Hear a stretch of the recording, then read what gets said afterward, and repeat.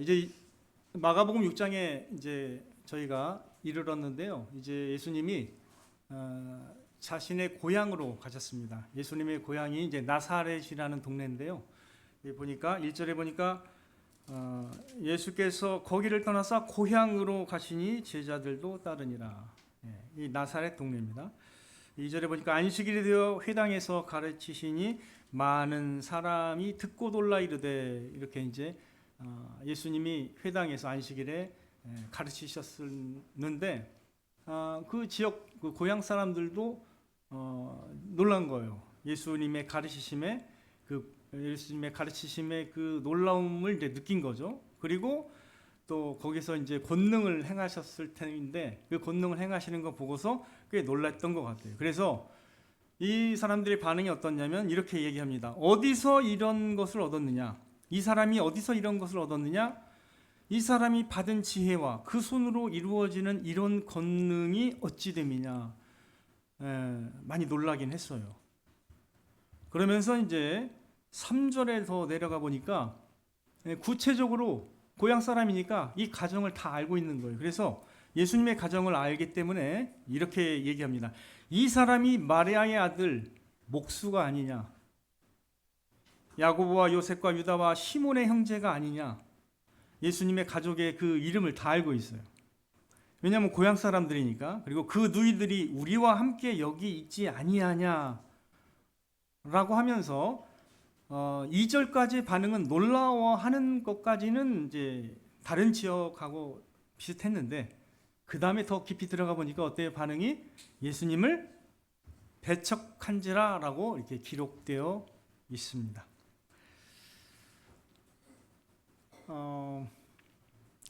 이제 마가복음 이 6장의 내용과 이제 누가복음 4장의 그 앞에 있는 내용이 이제 비슷하다고 이제 신학자들이 얘기하는데 비슷해요. 그래서 4장에도 보면 누가복음 4장에도 보면 예수님이 고향에 가서 이렇게 말씀을 전하시는데 이와 비슷한 말을 해요.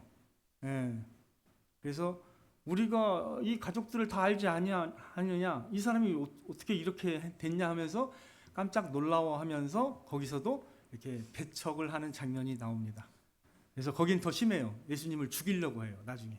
그래서 절벽으로 떨어뜨려서 죽이려고까지 하는 그런 어떤 반발심과 배척심이 아주 셌어요. 그래서 누가복음 4장에는 그게 더 자세하게 기록되어 있습니다.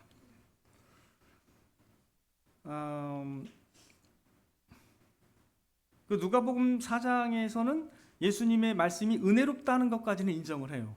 그리고 소문을 들어가지고 네가 다른 가버나움에서 행한 기적을 여기서도 한번 행해봐라 하면서 이렇게 시험해보는 장면이 나옵니다. 한번 여기서도 해봐 이렇게 또 얘기를 해요. 그러니까 어떤 존경과 믿음에서 나오는 반응이라기보다는 이제 테스트하는 겸 해서 야, 한번 해봐 이런 어떤 관점으로 그렇게 이제 반응을 보이고 있음을 이제 누가복음 4장에서는 우리가 알 수가 있습니다. 예수님이 이제 여기 말씀해 보니까 4절에 보니까 이들에 대해서 이런 반응을 보이세요. 자, 이들이 예수님에 대해서 이제 배척하고 하니까 4절에 예수님이 이런 말씀을 하십니다. 자, 보시면 선지자가 자기 고향과 자기 친척과 자기 집 외에서는 존경을 받지 못함이 없느니라. 자, 이걸 좀 간편하게 하면 뭐예요? 고향 사람들은 잘 선지자를 환영하지 못한다라고 이렇게 예수님은 말씀하고 있습니다. 성경에 보면은 이 구약 성경을 쭉 보시면 이제 하나님께서 선지자들을 자기 백성에게 보내시는데 선지자가 하나님의 말씀을 전하잖아요. 그러면 거기서 배척을 해요. 이게 잘 듣는 게 아니고 거기서 이제 그 선지자가 한 말을 보통 반박하거나 무시하거나 따르지 않는 그런 모습들이 많이 있습니다. 우리가 마태복음 23장을 한번 보겠습니다. 신약에서 예수님이 하신 말씀을 잠깐 살펴보면서 이 구절을 이해해 보면 좋을 것 같아요. 마태복음 23장 37절 그 앞에 있습니다. 좀만 뒤로 넘기시면 앞으로 가시면 마태복음 23장 37절입니다. 같이 한번 읽어볼게요.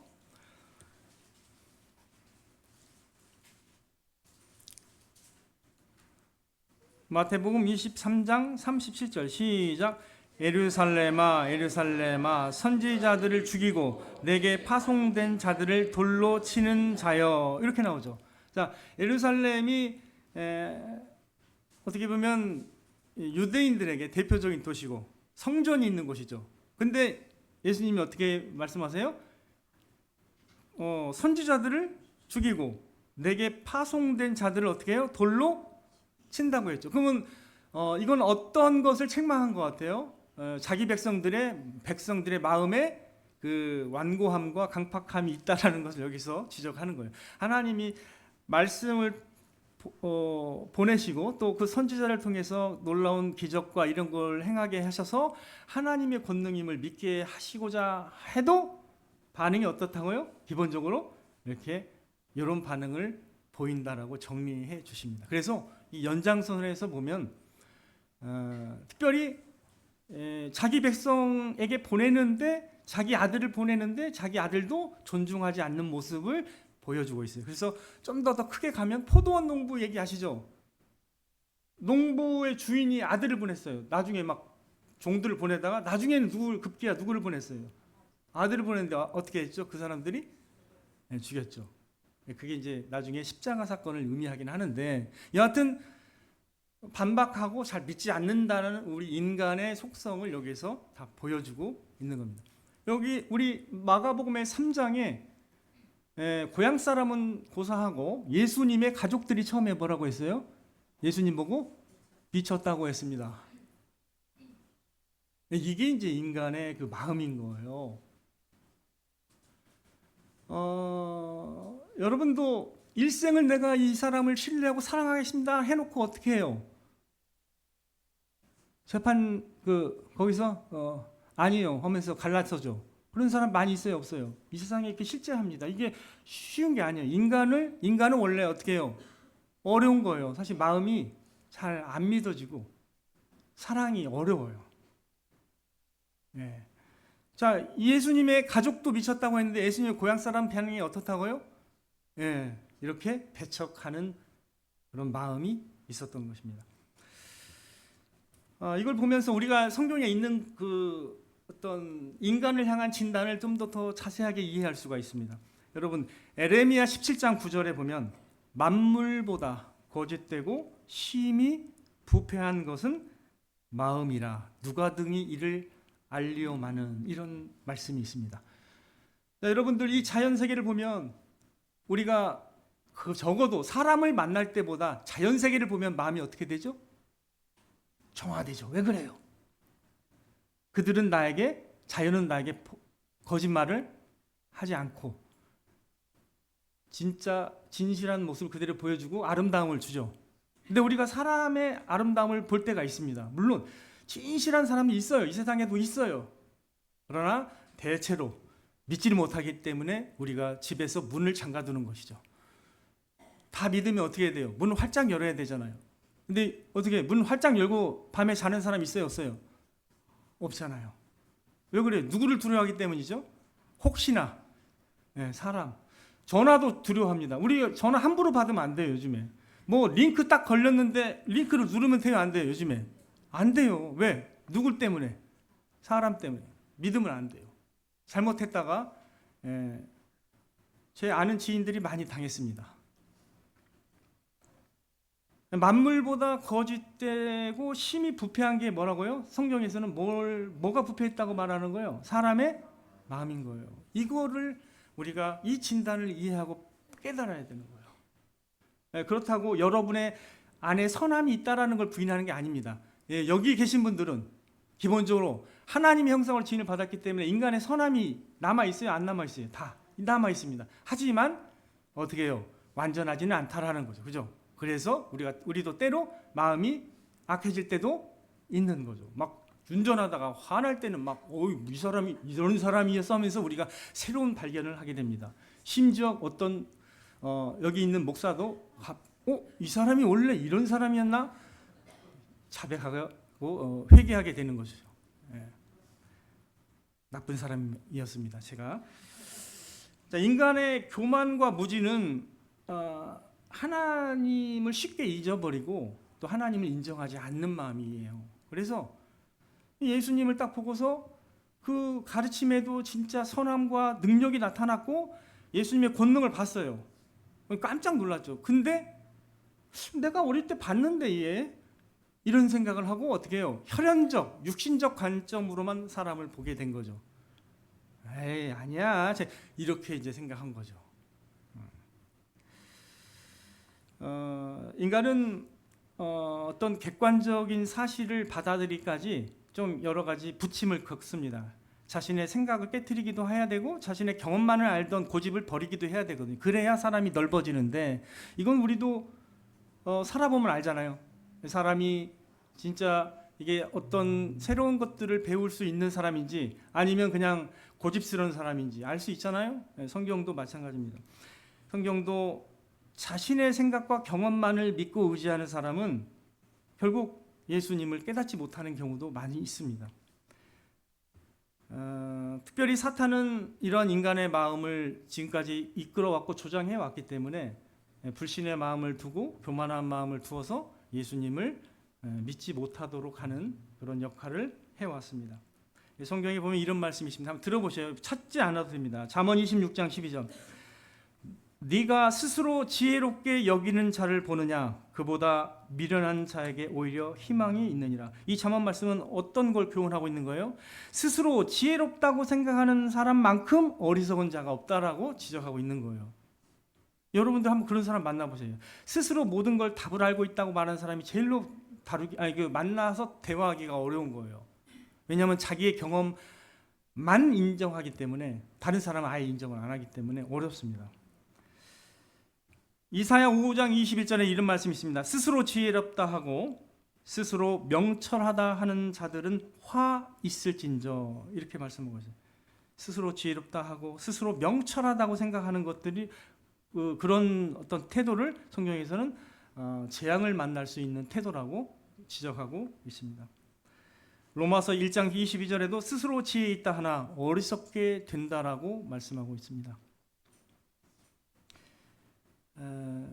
성경은 그러므로 우리 인간에게 참됨과 그리고 선함과 진실함의 어떤 빛을 보여주기를 하나님이 원하셨습니다. 우리의 생각과 우리의 마음이 자신의 아들을 보고 기준을 잡고 새로워질 수 있도록 그 아들을 보내시기로 작정하신 것입니다. 그래서 우리가 그 아들을 볼 때 우리의 실체를 이해하게 되고 그분을 믿고 의지할 수가 있게 되는 것입니다. 자, 하나님의 의도를 제가 말씀드려 볼게요. 하나님께서는 두 가지를 통해서 예수님이 하나님이 보내신 아들이라는 것을 깨닫고 믿게 하십니다. 두 가지 증거를 통해서. 자, 첫 번째 한번 우리가 살펴보겠습니다. 요한복음 뒤에 나오기 때문에 상관구절로 요한복음 5장을 살펴보겠습니다. 요한복음 5장 36절. 요한복음 5장을 좀 불편하더라도 잠깐 찾아볼게요. 되게 중요한 말씀이니까. 요한복음 5장 36절.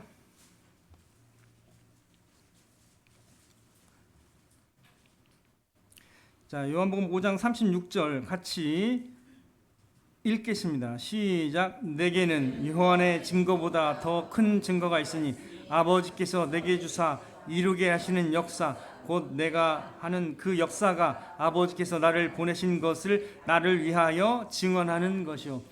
예수님이 하나님의 보내신 자, 진짜 하나님의 아들임을 증거하게 하는 그 첫 번째 것은 뭐냐면 예수님이 하시는 놀라운 일입니다. 많은 마음이 가난하고 연약한 사람들은 어떤 기회를 얻었어요? 예수님이 행하시는 기적을 통해서 예수님이 누구신가를 깨닫게 되는 경험을 했습니다. 우리가 지난번에도 살펴봤듯이 누가 경험했어요? 가장 가까운 사람이 누구예요?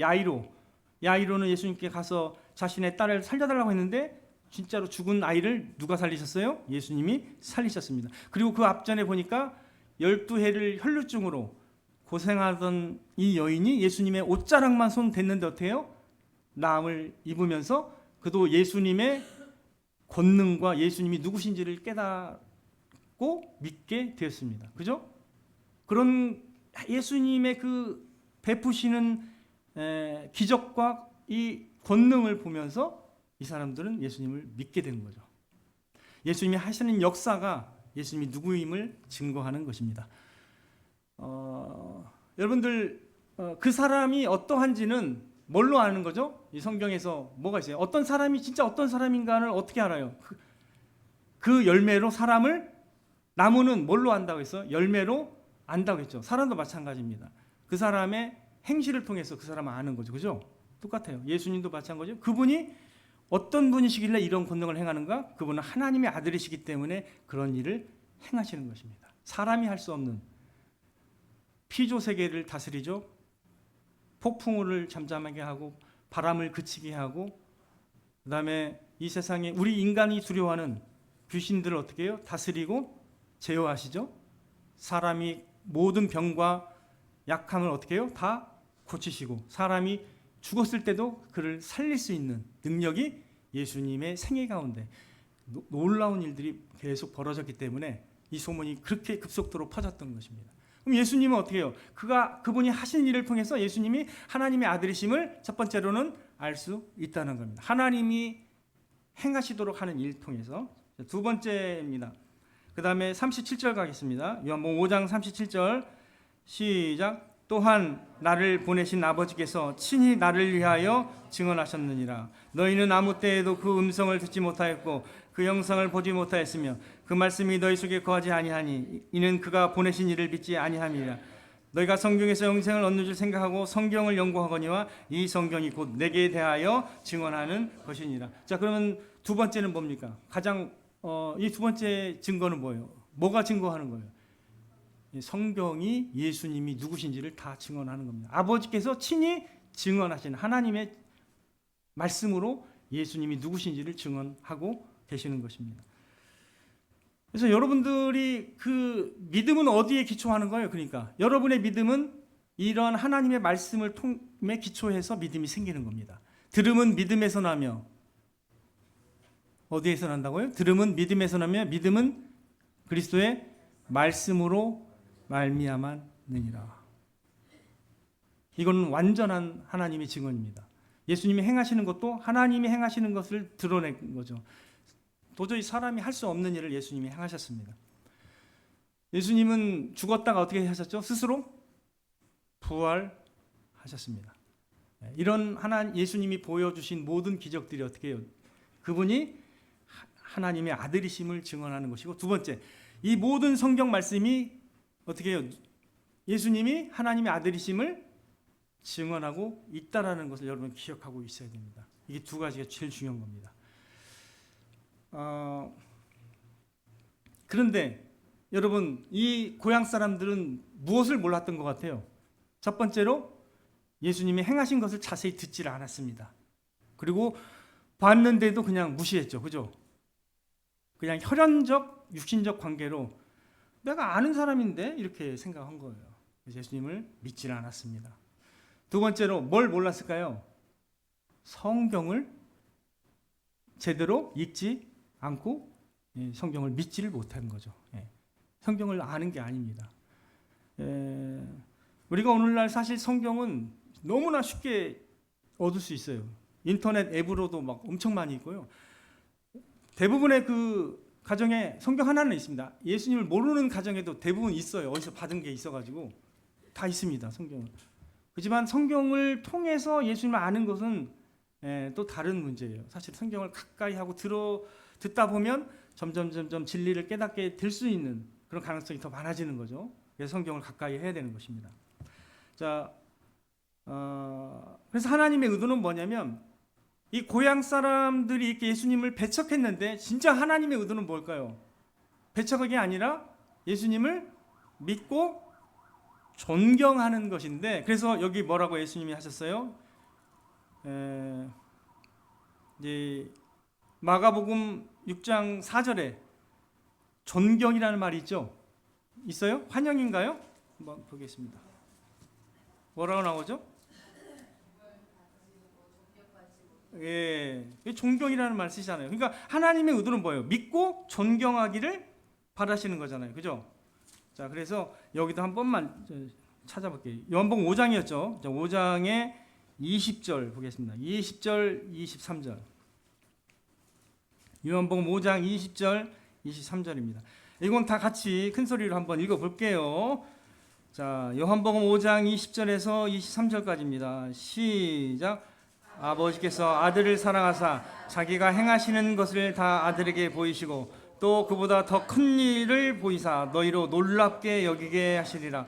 아버지께서 죽은 자들을 일으켜 살리신 같이 아들도 자기가 원하는 자들을 살리느니라. 아버지께서 아무도 심판하지 아니하시고 심판을 다 아들에게 맡기셨으니 이는 모든 사람으로 아버지를 공경하는 것 같이 아들을 공경하려 하려 하심이라. 아들을 공경하지 아니하는 자는 그를 보내신 아버지도 공경하지 아니하느니라. 예수님은 이렇게 말씀하십니다. 그러면 이 고향 사람들은 하나님을 공경하는 거예요? 아니에요. 하나님을 공경하지 않는 겁니다. 하나님의 의도는 뭐냐면 동일하게 아들이 하나님이 하시는 일을 하게 하심으로써 그 사람들이 그 아들이 하시는 걸 보고 하나님처럼 공경하게 하려는 게 하나님의 의도라는 거죠. 그러면 고향 사람들은 하나님의 의도를 어떻게 해요? 무시하는 거죠. 그죠? 그래서 예수님을 배척했잖아요. 그러면 배척의 결과가 뭡니까? 배척의 결과가 놀라운 거예요. 여기에 중요한 결정적 차이가 있습니다. 이들한테는 어떤 은혜가 이제 없었어요? 보니까 예수님이 어떻게 했어요? 그 다음에 마가복음 6장의 5절에 보니까 거기서는 아무 권능도 행하실 수 없어. 다만 소수의 병자에게 안수하여 고치실 뿐이었고. 왜 이 고향 나사렛은 은혜를 받지를 못했어요? 뭐 때문에? 믿음이 없잖아요. 배척하는 마음뿐이잖아요. 무시하는 마음뿐이잖아요. 믿지는 않잖아요. 정직하게만 대했어도 이러지는 않았을 텐데 어떻게 해요? 무시해버려요. 사람 무시하는 게 많은 그 나쁜 영향을 주는 걸 여러분 아시죠? 어떤 사람의 무심코 한 무시의 말이 우리에게는 깊이 박히죠. 그죠? 사람 무시하는 거는 많은 파장을 일으켜요. 자칫 맡으면 잘못 무시하다가 살인을 불러올 수가 있어요. 조심해야 돼요. 무시하는 거는 아주 조심해야 되는 거예요. 왜? 아무리 내가 보기에는 그렇지 않은 사람이라도 무시하면 안 됩니다. 그리스도인은 무시하면 안 돼요. 아무렇게나 막 사람 무시하면 안 됩니다. 다 하나님이 또 그 사람을 놀랍게 인도하실 수가 있는 거예요. 사람 무시하는 게 그리스도인은 아주 나쁜 버릇이 되는 거예요. 하면 안 되는 거죠. 그죠? 하면 안 되는 거예요. 근데 누구를 지금 무시한 거야? 예수님이 그 사랑과 암탉이 자기 새끼를 모음같이 모으려고 했는데 어떻게 해요? 거부하는 거예요. 네가 뭐냐 하면서 이렇게 우리가 다 아는데 이러면서 이제 무시하게 된 겁니다. 즉 믿음이 없던 거죠. 배척하는 마음, 불신의 마음만 있지 믿음이 없으니까 예수님이 아무 권능도 행하지 않는 거고 소수의 가난한 심령을 가진 사람들에게만 그의 능력을 베풀었다는 뜻입니다. 그래서 이 6절에 뭐예요? 그들의 믿지 아니함을 예수님께서 이상하게 여기셨더라. 이렇게 이건 어떤 뜻이냐면요. 그들의 삐뚤어진 마음과 잘못된 마음을 지적하는 표현이기도 해요. 이게 그들의 믿지 아니함, 뒤로 물든 딱딱한 마음과 교만한 마음을 지적하는 장면입니다. 그들은 예수님이 전하시는 은혜와 진리를 보지를 못했고 영광의 주님을 그들은 만나지를 못한 겁니다. 성경은 육에 속한 사람은 하나님의 성령의 일을 받지 못한다라고 기록하고 있습니다. 그러니까 육에 속했다는 것은 육신적 생각으로 사람을 본다는 뜻이에요. 늘 자기 판단만 믿는 거예요. 육신에 속한 사람이. 근데 우리가 예배할 때 하나님은 어떤 사람을 찾는다고 했어요? 하나님은 영이시니 예배하는 자가 뭘로 예배하는 사람을 찾는다고 했어요? 영과 진리라고 했잖아요. 새 영과 새 마음만 진리를 받아들일 수 있습니다. 반응하는 거예요. 하나님이 여러분의 안에 새 마음과 새 영을 불러 일으킬 때 여러분 마음이 변화가 되는 것입니다.